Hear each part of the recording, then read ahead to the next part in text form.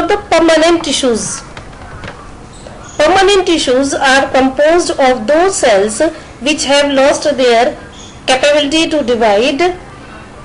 ये जो है permanent tissues जो होते हैं ये वो सेल्स होते हैं जिनकी डिवाइड होने की कैपेसिटी जो है कैपेबिलिटी वो खत्म हो जाती है, आगे फर्दर डिवाइड नहीं हो सकते. They have definite shape, size, thickness and the permanent tissues may be dead और लिविंग. परमानेंट टिश्यूज डेड भी हो सकते हैं और लिविंग भी हो सकते हैं, बट इनकी डेफिनेट शेप, साइज और थिकनेस होती है. Clear. The division and differentiations of the cell of meristematic tissues gives rise to permanent tissues. जो डिफरेंशिएशन है और डिवीजन है मेरिस्टेमेटिक टिश्यूज का, उसकी वजह से परमानेंट टिश्यूज बनते हैं. In cell differentiation developing tissues and organs change from simple to more complex form to become specialized for specific functions. The cells of the permanent tissues lose the capacity to divide and attain a permanent shape and size of the functions. जो cell differentiation होता है developing issues and organs, ये change हो जाता है more and more complex form to become the specialised for the specific function. तो cell जो होती हैं they lose the capacity to divide and attain the permanent shape. Capacity उनकी खत्म हो जाती है डिवाइड होने की और परमानेंट शेप और साइज और फंक्शंस में ये अपना वर्क करना शुरू कर देते हैं. Permanent tissues are classified into the two types on the basis of the structures and composition. कौन कौन से होते हैं? दो तरह के होते हैं, simple permanent tissues and complex permanent tissues. Simple permanent tissues देखो, these are made up of same types of cells which are similar structurally and functionally. They include two types of tissues, protective tissues and supportive tissues. दो तरह की tissues होते हैं simple permanent tissues में, एक तो protective tissues होते हैं, दूसरे सपोर्टिव टिश्यूज होते हैं. Now talk about the protective tissues.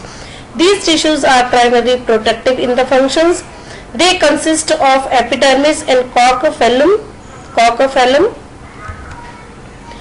Now talk about the epidermis. What is epidermis? देखो, epidermis forms one cell's thick outermost layer of the various body organs of the plant such as leaves, flowers, stems and roots. बिल्कुल बाहर की outer most जो layer होती है cell की उसको हम एपिडर्मिस बोलते हैं, which is covered outside by the cuticles.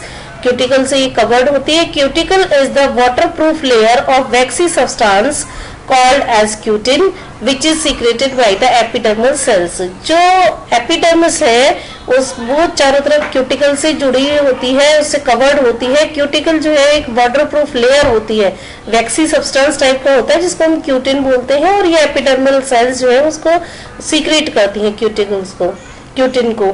Cuticles is very thick in the xerophytes. Cell of epidermis of leaves are not continuous at the same places due to the presence of small pores called the stomata. जो sales होती हैं epidermis leaves की, जो epidermis होती है तो वो छोटे छोटे इसमें स्मॉल पोर्स होते हैं जिनको हम स्टोमेटा बोलते हैं. Each stomata is guarded by the pair of bean shaped cells called the guard cells. These are the only epidermal cell which possess chloroplast and rest being colorless. Functions of epidermis. Epidermis के functions क्या क्या हो सकते हैं? The main function of epidermis is to protect the plant from desiccations and infections. Main function जो है epidermis का वो plant को मतलब सूखने से जो एकदम ड्राई हो जाता है उससे बचाता है, ड्राई होने से, एंड इन्फेक्शन से बचाता है. Cuticle of the epidermis cuts the rate of transpiration and evaporation of the water to prevent wilting. Stomata in the epidermis allow the gaseous exchange to occur during the photosynthesis respirations. Stomata जो है वो gaseous exchange को allow करता है in the epidermis. Stomata also helps in the transpiration. Transpiration में stomata help करता है. Now talk about the cork and phellum. In older roots and stems, tissues at the periphery becomes cork cells or phellum cells. Cork is made up of the dead cells with thick walls and do not have any intercellular space. The cell wall in the cork deposit waxy substance called as the suberin. The cells of the cork become impermeable to water and gases due to the deposition of suberin. The cork cells are without any protoplasm, but they are filled with the resins and tannins. Functions of the cork. Cork is protective in the functions. Cork cells prevent desiccations, infections and mechanical injuries. इन सब चीज़ों से Kock बचाता है, जो sales होती हैं उनको desiccation से बचाता है, इन्फेक्शन से और मैकेनिकल इंजरीज जो होती हैं. Imperviousness, lightness, tough, compressibility and elasticity make the कॉक कमर्शियली वैल्यूएबल. कॉक is used for the insulation as the shock absorber in linoleums. कॉक को जो है इंसुलेशन में भी यूज किया जाता है, इंसुलेशन की तरह से. कॉक is used in the making of a variety of good sports goods such as cricket ball, table tennis, shuttlecocks, wooden paddles, etcetera. Now talk about the supportive tissues. These are supportive in functions. There are three types of supportive tissues. तीन तरह के होते हैं: parenchyma, collenchyma and sclerenchyma. Parenchyma की बात करें तो it is the fundamental tissues first time evolved in the bryophytes. First time bryophytes में ये मिले थे. थिन वॉल्ड सेल्स होती हैं, ओवल और spherical in structures. Cell wall mainly composed of cellulose and pectin. Large central vacuoles of food and water storage. Primary functions is food storage. Main जो इनका primary functions है parenchyma का वो food storage है. Large central vacuoles होते हैं for food and water के storage के लिए.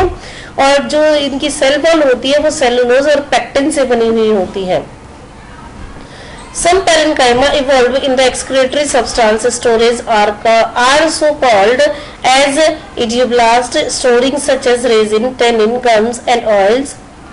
In typical parenchyma, chloroplast is absent. Chloroplast containing parenchyma tissues are parenchyma which perform photosynthesis such as mesophils of the leaf. जो chloroplast है उसमें parenchyma tissues होते हैं. Parenchyma containing the parenchyma tissues उसमें क्लोरेन्काइमा tissues होते हैं जो कि फोटोसिंथेसिस में हेल्प करते हैं. In hydrophilic plants aerenchyma a type of parenchyma containing the air space provide the buoyancy.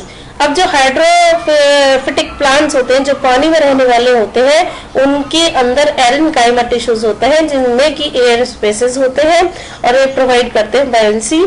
Parenchyma provide the turgidity to the cells also. Now talk about the collenchyma. It is the living mechanical tissues, elongated cells with the thick cords, localized cellulose and pectin thickening, provides flexibility to plant parts and easy bending of the various parts of the plant. Present only in the herbaceous dicot stems, present at the thin margin of the leaves. Few chloroplasts may be present, gives mechanical strength and elasticity to the growing stems. Growing stems को collenchyma strength देते हैं और elasticity provide कराते हैं. कुछ chloroplast में present हो सकते हैं और बिल्कुल लीव्स के एकदम थिन मार्जिन पे ये प्रेजेंट होते हैं. सेलुलोज और पेक्टिन से बने हुए होते हैं ये और they are living mechanical tissues होते हैं. Now talk about the sclerenchyma. Scleros means hard strengthening tissues. Sclerenchyma composed of extremely thick walled cells with the little and no protoplasm. कोई प्रोटोप्लाज्म इसमें नहीं होता. थिक वॉल्ड सेल्स होते हैं. Cells are dead and possess very thick lignified walls. Lignin is the waterproof material. Intracellular space are absent. Cells of the sclerenchyma are of two types, sclerids and fibers. दो तरह के होते हैं, स्क्लेरेट्स होते हैं और फाइबर्स होते हैं और ये वाटर प्रूफ होते हैं. सेल जो है इसकी they are dead and possess very thick lignified walls. Lignified walls क्या होती है? वाटर प्रूफ मटेरियल होता है. इंटरसेलुलर स्पेस इसमें नहीं होता है. Now talk about the sclerids. Sclerids, these are also called grit cells or stone cells. इनको grit cells या stone cells भी बोला जाता है. These are small cells where lumen is so small due to the higher thickening of the cell wall at present in the drop fruits, mango, coconut, walnut, etc. In ligaments, seeds also. Fibers, they are very long, narrow, thick lignified cells. Lumen is large as compared to the sclerids. They are generally 1 to 3 millimeters long. In the thick walls of the both fibers and sclerids are present thin areas called as pits. उनको pit बोला जाता है. Sclerenchyma fibers are used in the manufactures of ropes, mats, certain textile fibers. जो fibers है ये sclerenchyma के, इनको ropes, mats और certain textile fibers जो है उनको बनाने में यूज किया जाता है. Jute and coarse are obtained from the thick bundles of fiber also. Now here is a differentiate between the parenchyma, collenchyma and sclerenchyma. You have to be memorize it कि उनकी सेल शेप क्या है, cell wall क्या है, cytoplasm, nucleus के बारे में बताया गया है, वैक्यूल्स, इंट्रासेलुलर स्पेस, अकरेंस उनके फंक्शंस क्या है. फंक्शंस में एक बार को देख लेते हैं कि पैरेंकाइमा का जो फंक्शंस है फूड स्टोरेज, फोटोसिंथेसिस करना है. कोलेनकाइमा का जो काम है वो provide tensile strength, mechanical support, photosynthesis. और जो स्क्लेरेनकाइमा है they protect from the stress and strain, mechanical support जो है वो देते हैं. सेल वॉल जो है उनकी सेलुलोजिक थिक वॉल्स होती है पैरेंकाइमा में, तो कोलेनकाइमा में uneven thickening of their cell walls और sclerenchyma में lignified secondary cells walls are present. cytoplasm abundant होता है parenchyma में, collenchyma में present होता है और sclerenchyma में absent होता है. large vacuoles की अगर हम बात करते हैं तो large vacuoles parenchyma में होती हैं, collenchyma में vacuolated होते हैं और sclerenchyma में absent होता है. तो you have to be memorize it.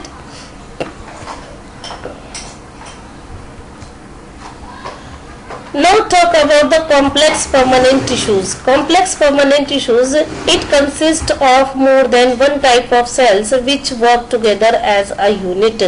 Complex permanent tissues होते हैं जिनमें एक से ज्यादा तरह की सेल्स होती हैं और जो एक यूनिट की तरह से वर्क करते हैं. It helps in transpiration of organic materials, water and minerals. It is also known as conducting or vascular tissues. Xylem and phloem together form the vascular bundles. Now talk about the xylem. Xylem क्या है? It is also known as the wood and is a vascular and a mechanical tissues. Thick walled cells are found in the form of tabular passes. Xylem consists of 4 types of cells called as element tracheids, vessels, xylem parenchyma and xylem sclerenchyma. Tracheids there are the elongated angulars dead cells. Primitive elements होते हैं, mainly evolved in the conduction of water and minerals in gymnosperms. Vessels are advanced element generally found in the angiosperms. Vessels are cylindrical tubes like structure placed one above the other end and to the end, which form the continuous channel for efficient conductions of water. Now talk about the xylem parenchyma. तो they are small and thick-walled parenchymatous cells subjected for the storage of starch, food.